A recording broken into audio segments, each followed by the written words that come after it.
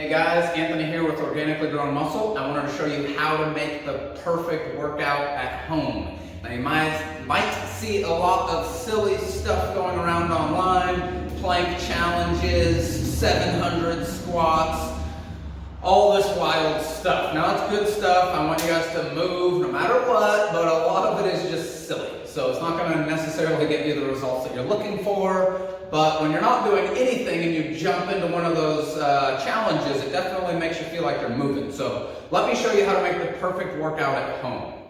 So the best way to do that is to build off of joint actions. Now, if you don't know what joint actions are, when we're moving our body around, we're doing a bunch of joint actions. So for example, extending and flexing our elbow, that's a huge one, right? We're doing a joint action from our elbow back and forth. Now my elbow only extends really, can't do much else, kind of like my shoulder, which can go in pretty much every direction, right? So we want to make sure we're hitting all of those key joint actions and joint movements. So a great way to do that is the 5 key movement patterns, which starts with squat. I think everyone knows that one. Squat. Hinge is another very important one where we're moving just from our hips.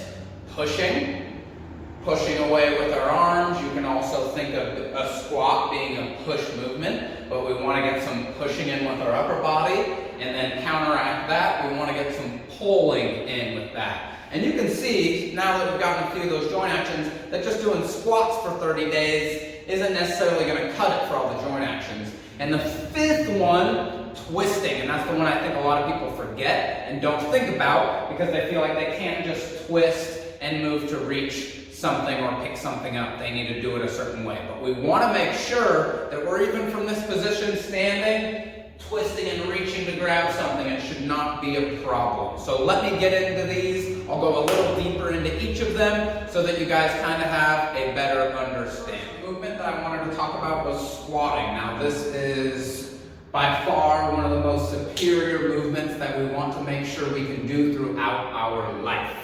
So, you can just start with changing your foot position for squatting. Now squatting, we have several joint actions in it. We're doing a hinge, we're bending our knees, we even get some plantar and dorsiflexion in the ankle. So we have a lot of things going on. So a simple way to start this at home is basic squats, either to a stool or just without the stool. So using a stool, you're just going to come up to it. I've done some squat videos on this before. Arms to the side, reaching the butt back, sitting down in that squat position without letting yourself around, pressing through the heels, standing back up. Now that's a great way to get started with your squats. What we want to do is shoot for 2 to 3 sets of at least 10 reps and work up from there. It's endurance, so you can go all the way up to about 20, and then you might want to use some weight.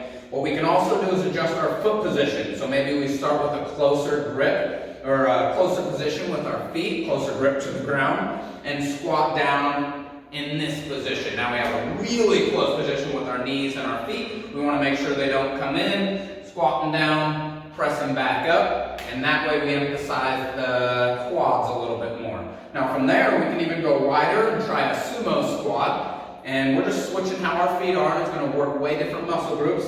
Now we're going to get the adductors. So same thing here, squatting down, pushing up through the heels. Maybe we get lower as we practice these. When you start, you might be right up here. But squatting is super important, so make sure you get a squat movement in your program. This next movement that we want to work on is a hinge. And you might have noticed when we're squatting, we actually get a little bit of that hinging in, so we can kind of count that as a hinge movement, but we want to make sure that we isolate out the hinge movement. So when we're doing squats, we have a few joint actions, like I said. Now, let's try doing a hinge movement where we're just using the one joint action, which is our hips. Now, if we're holding something like this bar, which you can feel free to try this out at home if you have something to hold on to, now we almost have 2 joint actions. Because when I'm reaching, I'm using my shoulder a little bit and then pulling back up. So your shoulder is moving somewhat while you're doing this. Now, if you wanted to just challenge yourself a little bit, you could get something at home, hold on to it, put something on the back, maybe a kid or a dog, and you want to bring the feet nice and close together, shoulders are staying back. Tiny bend in the knees, push the butt back a little bit. Feel that stretch on the back of the legs. Pull back up, squeeze your glutes at the top. I see a lot of people when we do hinge movements, push back in the low back, right? We don't want to do that. When you come up, you're standing tall, not leaning back, especially when we're doing any of these hinge movements. So again, start 2 to 3 sets, maybe 10, 15 reps. Another way to make this more challenging is try a single leg deadlift. Now we're still getting in that hinge specific movement, but just on one leg. So I actually don't put my hands up here, put them down towards the ground, and then reach back. Now you might start by doing something like that, get your balance down a little bit, and then when you get better, really hinge down towards the floor, far as you can, come back up. And I would say that would be a great beginner start, or even a more advanced if you have a barbell or something to hold on to create your hinge movements. So let's get into the next movement that we want to focus on is a pushing movement. So this includes a few of our joint actions, right? Maybe even a little bit of wrist flexion, a little bit of our elbow, a little bit of our shoulder, right? So when we're pushing, again, I said we can think of it as a squat, we're pushing the ground away. But when we're talking about our upper body, we want to talk about push-ups pretty much, especially when we're at home. You have a couple different ways. A lot of people like to do them up here, which is okay. We just want to shorten that range of motion. And my favorite, bringing the arms into an arrow, just about like this, or even all the way to the side. Now, what I find superior to knee push-ups is finding a table or a bench to do incline push-ups on. Now, why do I think that's a little bit better? Because we're using our whole body, and it's teaching us what we have to do with our lower half, rather than just taking that out. So I'll show you on this stool here. Great way to start. 2 to 3 sets again, right? And maybe 8 to 10 reps, a little lower, because pushing can be pretty tough with the upper body. So what we want to do is grab something like a stool. This bench is even a little lower. You can do it on that as you get better, something lower and lower. And we want to step back. Now with this movement, we're pushing. That's the main focus. But now we can focus on the hips. So we don't want a butt wink to happen, which is the butt sticking out. We want to tuck everything forward, squeezing the glutes, bending.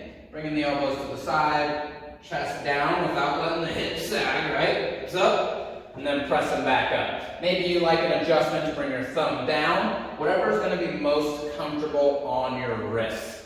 Now, if you had a bar or something to hold on to that's up this high, that would be even better, a little easier on the wrists. But for those push-ups, that's the main set that I want you to focus on, is those inclines, and then start to bring it down. But don't forget your pushing movement, super important, and alongside with that is our pulling movement. So let's go into movement number 4. Our pull movement is probably the most difficult movement that you're going to find to do at home. Now the reason being, we don't have anything to pull towards us, right? You might use your couch and drag that around, pull that a little bit, but realistically we don't want to do that. So I like doing pull-ups using a pole, if that makes sense.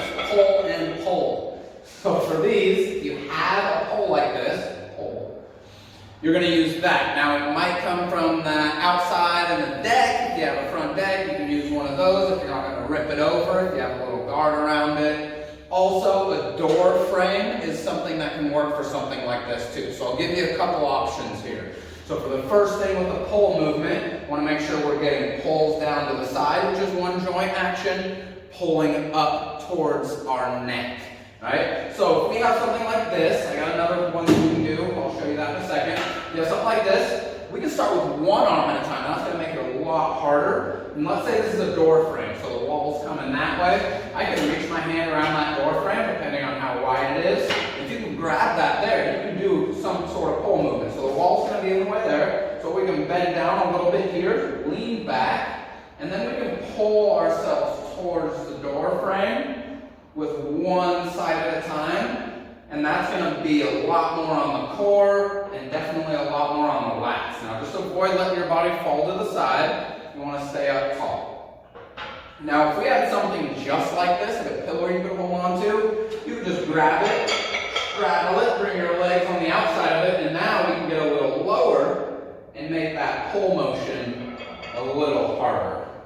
But try those one-arm ones, because those are a doozy. Now the other option, if you have a resistance band, of course, would be to wrap a resistance band around here and do some pulls like that. But I've got another option. You can use a table. So here's the stool that I was using. If you had a table, you can jump on underneath it just like so. This is a little close for comfort. Hands here, feet are down on the underside of the table. And then you can just lean back from this position, bring your hips off the ground, and try to pull your way up, right? Now, it's going to be a lot harder to have good form, especially when you have the strength movement. So if your legs are straight, that's going to make it much harder, especially if you're using a table. So I really suggest just keeping your knees bent, shoulders back, and pull your way up from there, right? And that is a really, really good option to be able to get your rowing in, whether it be from a table or something like this pull. But you want pull. You want to make sure that you're using your back muscles and we're not throwing ourselves into it. So it can be hard with something like this. You feel like you really got to pull and swing. Just stay controlled, nice and slow, both directions. Good on that one. I think we have one more to go over. Number 5. We made it to the twist. What we're going to do is twist. So this is such an important movement that I feel like a lot of people just give up because they feel like if they twist, they're going to hurt their back. If they pick something up when they're twisting, their back's going to go out, right? Well, it definitely is if you stop doing that movement. And that's the thing that I see the most, is people just stop these movements. So for twisting, what we can do is just simply start out with a wide leg, arms out, twist. Right hand down to the left foot, coming up. So this is stuff I do for a lot of my warm-ups in class, but really important to stretch and strengthen. Now, if we want to take that one step up, we can grab some weight. I have a kettlebell, so if you have maybe even just a gallon of almond milk at home, hold that close, and then you can reach it down to one side. Really let your body twist over, pull, bring it back up. Same thing, reaching over to that other side, feel that stretch along the back, pull, and come up. Now that's one of the twist movements that I'm talking about, and I want to make sure you guys are twisting and including that in your programs. Another one, you can kind of include it as you're doing an exercise. So let's take lunges, for example. We can do a lunge, drop into that lunge, and then twist to the side. So I'm strengthening my obliques, low back, my whole core, coming back, press through the legs. If I wanted to make that harder, you might even use a weight, right? You can bend your arms, do the twist that way, or even straighten the arms, get that twist, bring it back to make it a little bit harder.